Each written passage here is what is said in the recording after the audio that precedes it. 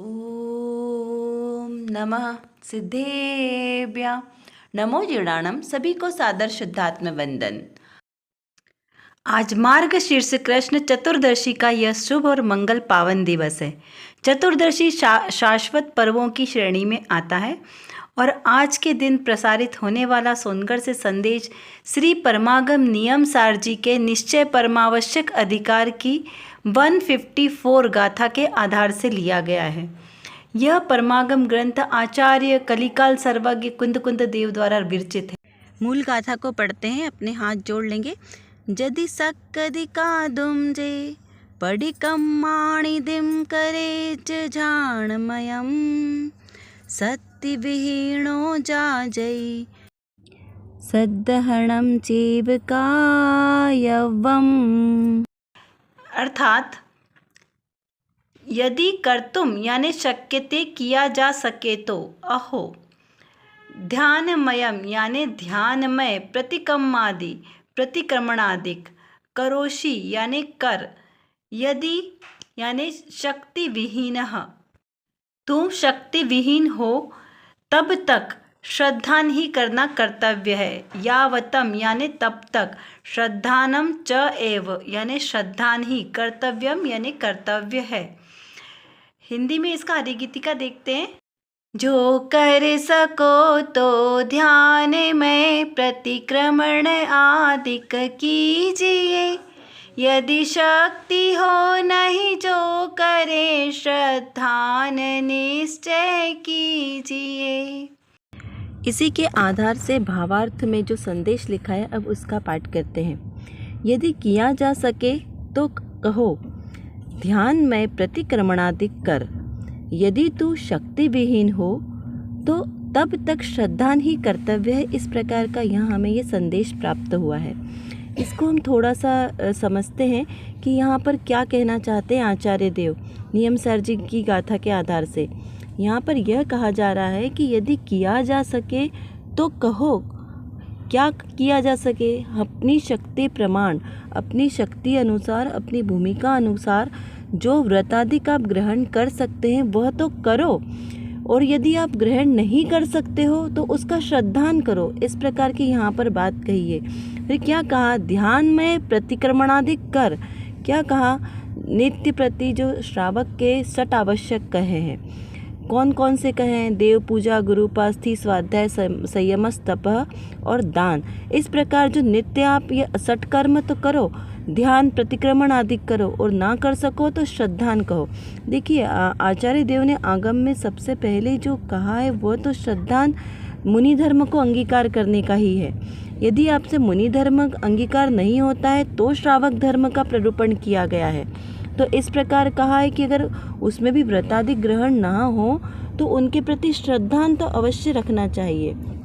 यहाँ पर नियम सार जी में शुद्ध निश्चय ने के अधिकार के माध्यम से जो धर्म ध्यान का स्वरूप बताया है उसका वर्णन किया है। अब धर्म ध्यान कब चालू होता है? 4 प्रकार के ध्यान है। उसमें से धर्म ध्यान सम्यक दर्शन के साथ ही प्रारंभ होता है, जो चतुर्थ गुणस्थान में प्रारंभ होता है। यहीं पे निश्चय शुद्ध अधिकार की 38 गाथा के आधार से भी आचार्य देव ने क्या लिखा कि वे मुनिराज कैसे होते हैं जो प्रतिक्रमण आदि क्रियाओं को निर्विघ्न करते हैं। उन्हें कहा, सहज वैराग्य रूपी महल के शिखर के शिखामणि जो पर द्रव्य से परान्मुख है और जीव द्रव्य में निष्णांत है, यानी बुद्धिवान है। 5 इंद्रियों के विषयों से जिनका विषयों का विस्तार जिनका रुक गया है, उनका फैलाव रुक गया है, बस एक देह मात्र ही जिनके पास परिग्रह है। इस प्रकार अपरिग्रह महाव्रत के धारी हैं। ऐसे वो मुनिराज हैं जिनके यहाँ पर वर्णन किया गया है। ऐसे महामुनिराज जिनके मुख कमल से जीवों के करुणाकारी वचन निकलते हैं, ऐसे परमागम रूपी मकरंद जिनके मुख से झरते हैं, ऐसे वे महामुनिराज कैसे हैं? उन्हें इतनी महान उपमा दी है जो शारीरिक अपने जो शरीर संबंधी जितने परिग्रह 5 इंद्रियों का विषय है उनके प्रति उन्हें किसी भी प्रकार की आसक्ति नहीं है, और अपनी इन 5 इंद्रियों के विषयों से विमुख होकर एकमात्र अपनी मुक्ति सुंदरी को प्राप्त करने में जो आरूढ़ है। ऐसे महामुनिराज जिनके अंतर में निरंतर भेद ज्ञान की धारा चलती है, उन्हें निश्चय प्रतिक्रमण यानी निश्चय प्रायश्चित और निश्चय प्रत्याख्यान आदि की शुद्ध निश्चय क्रियाएं जिनको कर्तव्य है, यहाँ पर उन मुनिराजों की बात चल रही है। वैसे महामुनिराज अपने निश्चय स्वरूप को, निश्चय स्वरूप यहाँ पे किसे लेना, निश्चय स्वरूप मतलब जो आत्मा के आश्रित हो रहा है, जिसकी सारी क्रियाएं आत्माश्रित हो रही है। अब आत्मा मेरा है वो द्रव्य दृष्टि का विषय है, और पर्याय दृष्टि से हम ये देख रहे हैं कि ये मुनि है, श्रावक है, श्राविका, ये हमने पर्याय दृष्टि से सीखा। और निश्चय दृष्टि से मैं एक सिर्फ शुद्ध आत्मा हूँ। तो शुद्ध आत्मा के द्वारा जो आत्मा ने अपने आत्म स्वरूप में स्थिर नहीं रहा और परद्रव्यों में गया, उसका जो उपयोग, उसे वहाँ पर जो विभाव रूप जो भाव आए उसका प्रायश्चित रूप यहाँ पे करने का कहा है निश्चय प्रतिक्रमण। किसको? कि जो मेरा आत्मा है उसका स्वभाव क्या है, अपनी ही आत्मा में निमग्न रहना, लेकिन वो अपनी आत्मा में ना रह के परद्रव्यों में जाता है, तो यह पाप है ना। तो उस पाप का प्रायश्चित करना, उस पाप की आलोचना करना, उस पाप को उसका प्रत्याख्यान करना, यह हुआ निश्चय प्रतिक्रमण। अब यहाँ पे प्रतिक्रमण से अर्थ क्या लेना कि जो हमारे किए गए दोष है, हमारे द्वारा किए गए दोष है, उनका प्रायश्चित करना। जो हमने पूर्व में दोष किए वो दोबारा आगामी समय में ना किया जाए, उसका संकल्प करना। इस प्रकार से यहाँ पे आलोचना, प्रत्याख्यान, प्रायश्चित, इन सब का यहाँ पर निरूपण किया गया है। तो अभी हम यहाँ पर ज़्यादा डिटेल में नहीं लेंगे। यहाँ पर सिर्फ इतना समझना है कि जब तक हमें ये चीज़ हमें पूरी तरीके से समझ ना आए अगर, तो भी उसके प्रति श्रद्धान रखना, क्योंकि श्रद्धान ही सम्यक्त है। इस गाथा में मूल बात क्या कही है कि श्रद्धान ही सम्यक्त है। यहाँ पे श्रद्धान को सम्यक्त कहा है, क्योंकि जो सम्यक दर्शन यानी दर्शन गुण की जो पर्याय है वो क्या है, श्रद्धा। उसकी शुद्ध पर्याय श्रद्धा है। तो श्रद्धा होगी तभी आगे का हमारा उसका ज्ञान भी निर्मल हो जाएगा और उस रूप आचरण भी हमारा सम्यक होगा। इसलिए क्या कहा, पहले श्रद्धान पे जोर दिया है, यानी सम्यक दर्शन पे जोर दिया है। तो यहाँ पर यह कहा कि जो आपसे किया जा सके वह तो आप करो, जो शक्य हो वह तो करो, लेकिन अशक्य की भी श्रद्धा रखो। जो आपसे नहीं किया जा सके उसकी अशक्य की भी श्रद्धा रखो। ये श्रद्धा नहीं सम्यक्त्व है। इस प्रकार इस गाथा का यहाँ पर अर्थ निकलता है। चलिए अब देखते हैं आज की रत्नकणिका में कौन सी विशेष बात आई है। ज्ञानी प्रवृत्ति निवृत्ति स्वरूप सांसारिक कार्यों में अनासक्त तथा अप्रयत्नशील होता है और आत्मानुभव के कार्य में सजाग तत्पर रहता है, जबकि अज्ञानी प्रवृत्ति निवृत्ति रूप संसार के कार्यों में जागृत रहता है और आत्मानुभव के कार्य में अतत्पर रहता है। श्री समाधि तंत्र ग्रंथ के 78 नंबर की गाथा के भावार्थ के आधार से यह संदेश प्राप्त हुआ है, जो आचार्य पूज्यपाद स्वामी के द्वारा विरचित है। इस गाथा का भावार्थ समय सार जी की गाथा से भी मिलता जुलता है। वहाँ पर लिखा है, जो जागता व्यवहार में वह सो रहा निज कार्य में, जो सो रहा निज कार्य में वह जागता व्यवहार में।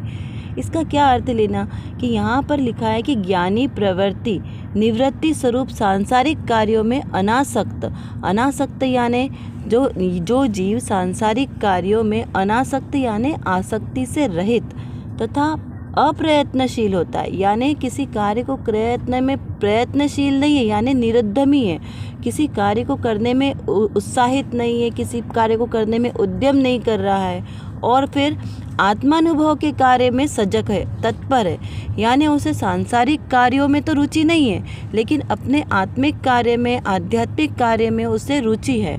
तो इस प्रकार के यहाँ पर जीवों की बात कही है कि जो संसार से तो निवृत्त है लेकिन अपनी आत्मा में अनुरक्त है। तो इस प्रकार जो सजग है, तत्पर रहता है। और उससे विपरीत दो बात चल रही है यहाँ पे। एक व्यक्ति जो संसार के कार्यों से निवृत्त है और अपनी आत्मा में आसक्त है, यानी संसार के लिए तो वो सो रहा है लेकिन अपनी आत्मा कार्यों में वो जागृत रह रहा है, एक वो व्यक्ति। और दूसरा जबकि अज्ञानी व्यक्ति, दूसरा अज्ञानी की बात क्या बताई कि अज्ञानी व्यक्ति प्रवृत्ति और निवृत्ति रूप संसार के कार्यों में जागृत रहता है और आत्मानुभव के कार्य में अतत्पर है। यानी वो संसार के कार्यों में तो जागृत है, सजग है, सचेत है, लेकिन आत्मानुभव के कार्य में वो अचेत है, वहाँ पर वो निरुद्यमी है, वहाँ का उसे कार्य की कोई खबर ही नहीं है। तो ऐसे किस जीव की बात करिए? अज्ञानी जीव की। तो यहाँ पर आचार्य देव दो प्रकार के जीवों की बात कर रहे हैं, एक ज्ञानी जीव और दूसरा अज्ञानी जीव। तो ज्ञानी जीव कैसा है? जो अपने संसार के कार्यों में तो वो निरुद्यमी है, वहाँ पे उसे रुचि नहीं है, लेकिन अपने आत्मिक कार्यों में, अपने आत्मानुभव के कार्यों में वो जागृत है, उसमें वो रुचि रखता है। वो जीव कैसा कहलाया? ज्ञानी जीव। ज्ञानी जीव यानी सम्यक दृष्टि जीव। और इसके विपरीत हुआ अज्ञानी जीव, जो संसार के कार्यों में तो चपल है, चालाक है, हर एक कार्य को में मतलब कहते हैं ना, उसको निपुण है सब कार्य करने में, सांसारिक कार्यों में, लेकिन आत्मानुभव की बात उसे समझ नहीं आती कि आत्मा क्या है, ये उसे ख्याल ही नहीं आता है कि आत्मा भी कोई चीज़ होती है। तो ऐसे अज्ञानी जीव की यहाँ पर बात करी है। तो हमें यहाँ पर क्या समझना है कि एक ज्ञानी की दृष्टि है और एक अज्ञानी की दृष्टि है। ज्ञानी की दृष्टि हमेशा द्रव्य दृष्टि होगी और पर्याय दृष्टि अज्ञानी जीव की होगी। तो जब द्रव्य दृष्टि से हम जब भी सोचेंगे, अपनी आत्मा को द्रव्य दृष्टि से समझेंगे, तभी हमारा हमारा मोक्ष मार्ग हमें प्राप्त होगा। तो इसीलिए अब करने योग्य कार्य क्या है? अपने आत्मानुभव को उग्र रखना है। आत्मानुभव के साथ जो भी हम कार्य करेंगे वो सारा हमारा सम्यक कहलाएगा। तो सम्यक दर्शन के साथ ही जीवन की शुरुआत है, और हमें इस भाव में सम्यक दर्शन ग्रहण करना है। तो उसके लिए हमें सबसे पहला क्या कार्य करना है? श्रद्धान पक्का करना है, क्योंकि अभी बोला ना कि श्रद्धान पक्का होना चाहिए। तो श्रद्धान के साथ जो भी हमारा आचरण होगा वह भी कैसा होगा? सम्यक कहलाएगा। तो इस प्रकार आज के संदेश का यहाँ पर अर्थ निकलता है। अब हम कुछ प्रश्नों के माध्यम से इसका रिवीजन करेंगे। हमें चिंतन में क्या लाना है कि व्यवहार धर्म और निश्चय धर्म क्या है? निश्चय से प्रतिक्रमण, प्रत्याख्यान, प्रायश्चित क्या होता है? ज्ञानी की प्रवृत्ति कैसे होती है? अज्ञानी जीव किन किन कार्यों में रुचिवंत होता है? और आत्मानुभव करने वाले जीव का क्या कर्तव्य होता है? आत्मानुभव करने वाले जीव की किस प्रकार की परिणति होती है? कैसे उसमें लक्षण होते हैं? ये सब चीज़ों का हमें विचार करना चाहिए, और सारा अपने अंतर में वो सारी चीज़ों को कहते हैं ना कि ढूंढना है कि हमारी प्रवृत्ति किधर जा रही है, क्योंकि हमें दृष्टि का विषय क्या बनाना है? अपनी प्रवृत्ति को। चलिए, आज की कक्षा का समय हमारा पूर्ण होने को आया है। आशा करती हूँ आपको यह सब अच्छी तरीके से समझ में आ गया होगा। यदि कुछ नहीं समझ में आया हो तो आप ज़रूर हमसे कमेंट बॉक्स में लिखकर पूछ सकते हैं। और जो विषय आज हमारे सामने हुआ, इसको बारंबार चिंतन करते रहें, जिससे हमारी दृढ़ता मजबूत हो। और इसी प्रकार सम्यक श्रद्धा के साथ जो भी हम क्रिया करेंगे वही हमारे लिए कार्यकारी होगी। अतः सम्यक दर्शन, सम्यक ज्ञान और सम्यक चारित्र के साथ हम भी अपने ऐसे रत्नत्रय को प्रकट करें, सच्चा श्रद्धान करें। इसी पवित्र शुभ भावनाओं के साथ आप सभी को सादर जय जिनेंद्र।